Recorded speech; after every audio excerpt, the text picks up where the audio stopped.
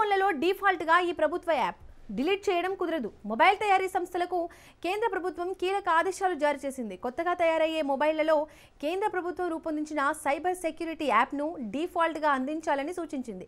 ఈ మేరకు రాయిటర్స్ వార్తా సంస్థ తన కథనంలో పేర్కొంది. ఇతర యాప్ల మాదిరిగా ఈ యాప్ను యూజర్లు డిలీట్ చేయడం కుదరదు. దేశంలో 100 కోట్లకు పైగా మొబైల్ వినియోగదారులు ఉన్నారు.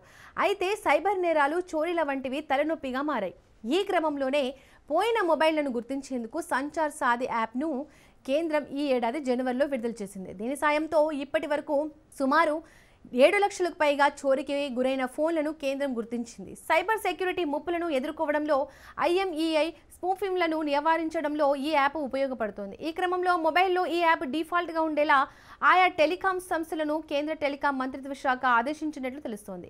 ఈ యాప్ ఇన్స్టాలేషన్ అమలుకు మొబైల్ కంపెనీలకు కేంద్రం 90 రోజులు గడువు ఇచ్చినట్లు తెలుస్తోంది. ఇప్పటికే సప్లై చైన్లో ఉన్న స్మార్ట్ ఫోన్లకు సాఫ్ట్వేర్ అప్డేట్ ద్వారా ఈ యాప్ను అందించాలని సూచించినట్లు సమాచారం. అయితే ప్రొప్రైటరీ యాప్లు మినహా ప్రభుత్వ లేదా థర్డ్ పార్టీ యాప్లను ఇలా ముందస్తుగా ఇన్స్టాల్ చేయడానికి యాపిల్ వ్యతిరేకం. ఈ విషయంలో ప్రభుత్వాల నుంచి వచ్చిన ఆదేశాలను తిరస్కరించిన సందర్భాలు ఉన్నాయని సంబంధిత వర్గాలు పేర్కొంటున్నాయి. కాబట్టి యాపిల్ నుంచి వ్యతిరేకత వ్యక్తమయ్యే అవకాశం ఉన్నట్లు తెలుస్తోంది. అయితే ఈ అంశంపై ఇటు ప్రభుత్వం గానీ ప్రధాన మొబైల్ తయారీ కంపెనీ అయిన యాపిల్, గూగుల్, శాంసంగ్ దీనిపై ఇంకా స్పందించలేదు.